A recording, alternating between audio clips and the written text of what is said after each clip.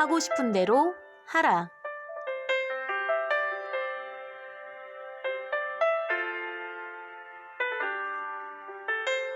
이 말은 프랑스 작가 프랑수아 라블레의 말이에요. 인간의 생과 사는 선택이 아니잖아요. 결국 인간이 할 수 있는 건 B와 D 사이의 C일 뿐이죠.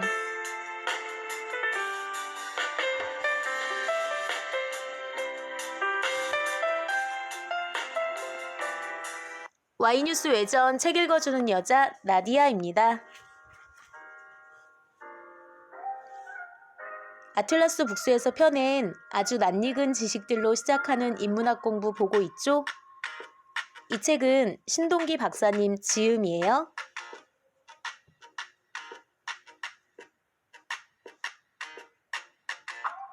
오늘은 일부 역사, 사장 사기, 중국 고대사 중에서 요순 시대를 들여다보면 민주제도의 본질이 보인다를 보도록 할게요.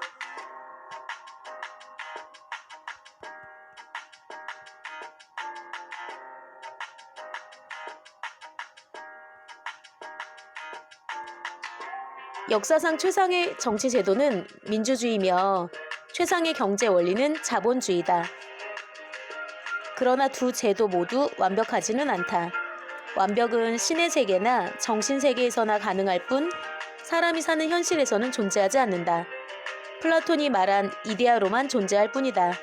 그래서 역사는 완벽이 아닌 최선일 뿐인 민주주의와 자본주의의 약한 부분을 계속해서 보완해왔다. 그 결과가 바로 오늘날의 대의제 민주주의를 비롯한 여러 가지 복잡한 국가 의사결정 시스템이고 노조와 복지 개념 그리고 공정거래 제도가 가미된 혼합형 자본주의의 모습이다. 고대 아테네 민주제도의 한계. 사실 민주주의의 원형이라고 하는 고대 아테네의 직접 민주제도는 근본적으로 문제가 많았다.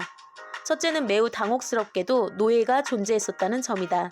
당시 노예는 인간이 아니었다. 겉모습만 인간일 뿐 비인격적인 존재가 바로 노예였다.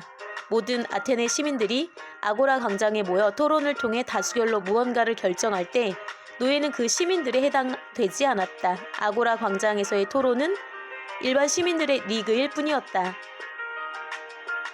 둘째는 모든 사람에게 절대적으로 공평한 기회를 부여한다는 개인적 선이 과연 사회적으로도 선인가 하는 문제였다. 아테네 민주제도에서는 전쟁에 나가 국가를 위기에서 구할 장수를 투표로 뽑기도 했고 모든 사람에게 동등한 기회를 주기 위해 장군을 제비 뽑기로 정하기도 했다.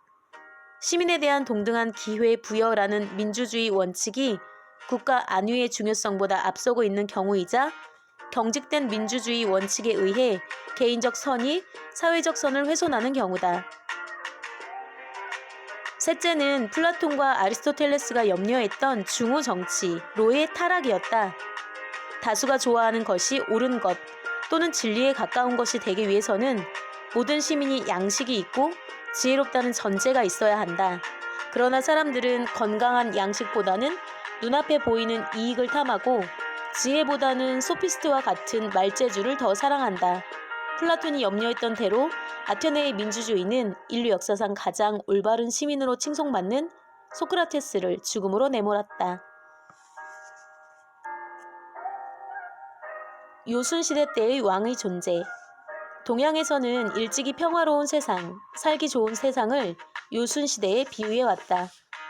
중국 신화시대의 삼황 5제 중 마지막 두 왕인 요임금과 순임금이 다스렸던 때를 백성들이 가장 마음 편하게 살았던 시대로 보는 까닭이다. 그러면 요순시대의 정치 핵심은 무엇이었을까? 바로 왕이 존재하되 백성 위에 군림하지 않는 것이었다. 당시의 왕은 백성들과 똑같은 집에 살면서 백성을 위해 손발이 닳도록 무한대 봉사를 하는 자리였다. 대단한 각오 없이는 함부로 왕이 될 수 없었다. 변수와 무광이 은나라 탕 임금에게서 왕 자리를 권유받고 강물에 몸을 던져 죽은 일이나 허유가 요임금에게서 천하를 권유받고 도망친 일, 백의와 숙제가 왕 자리를 물려받지 않기 위해 고죽국에서 주나라로 망명한 일 등이 비단 세속에 말려들기를 꺼려하는 이유 때문만은 아니었을 것이다.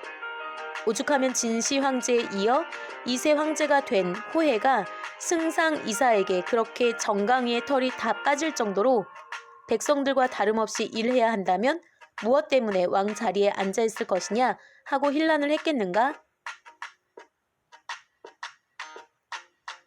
요즘 정치인들은 선거 때만 되면 국민 위에 군림하지 않는 대통령, 국민에 충실한 심부름꾼으로서 국민의 뜻을 받드는 국회의원, 지역 발전에 이 한몸 희생하는 시의원과 같은 수사들을 내뱉곤 한다. 그러나 그들의 말처럼 고생은 죽어라고 하고 보람 외에 특별히 돌아오는 대가가 없다면 대통령이나 국회의원 등의 자리를 탐하는 사람은 그리 많지 않을 것이다. 오히려 그런 자리를 권유받는다면 변수와 무광처럼 자살까지는 아니더라도 허유나 백의, 숙제처럼 어떻게든 피하기 위해 날래게도 도망치지 않을까?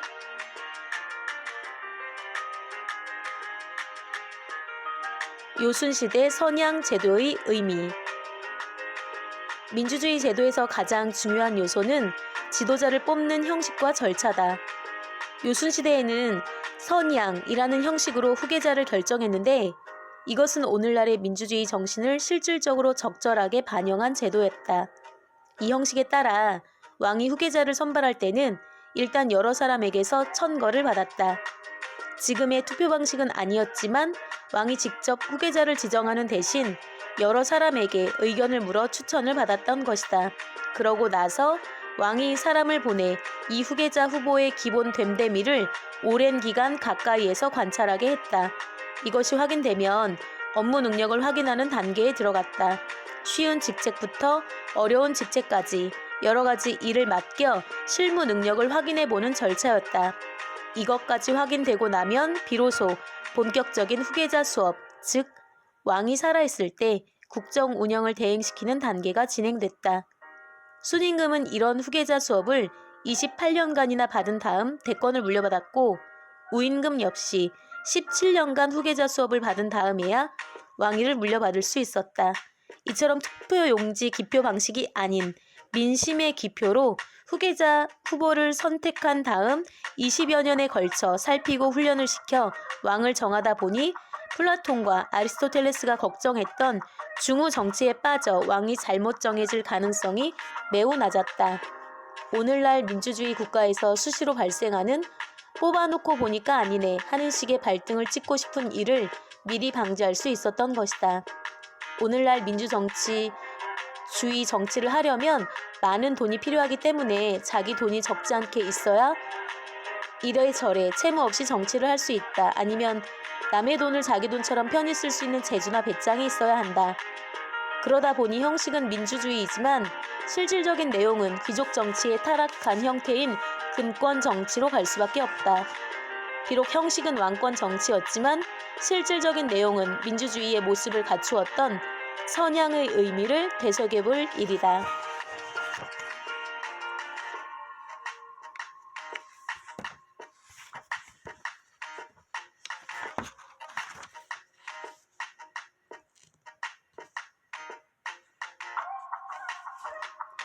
요즘 시기와 잘 맞아 떨어지는 내용이었네요.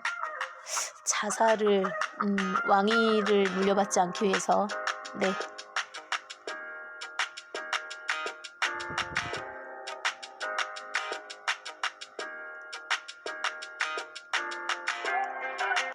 Y뉴스 외전 오늘의 희망 메시지는요.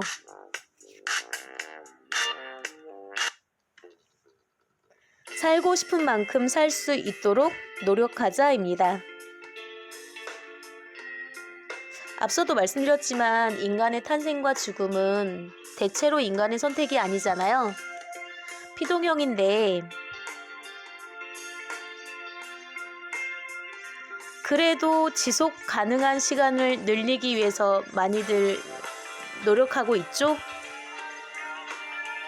요즘 우한 폐렴, 코로나 바이러스 심한데 우리는 이번에도 지혜롭게 이겨낼 수 있겠죠?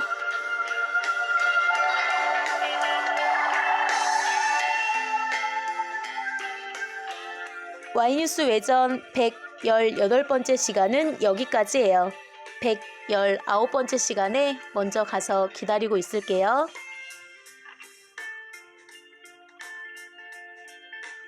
기억하세요. 여러분은 아주 특별합니다.